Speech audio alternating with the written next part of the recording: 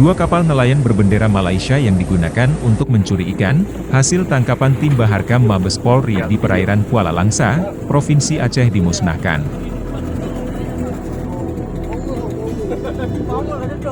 Kapal ditenggelamkan sekitar 10 mil laut Selat Malaka setelah adanya keputusan pengadilan setempat. Eksekusi pemusnahan dilakukan pihak Kejaksaan Negeri Langsa bersama Polairut, Angkatan Laut dan nelayan setempat. Penenggelaman dilakukan dengan cara membocorkan lambung kapal dan dibakar. Cara ini dilakukan agar tidak terjadi pencurian sisa kapal yang dilakukan oleh pihak yang tidak bertanggung jawab. Dari Langsa, Tim Liputan Aceh Video melaporkan.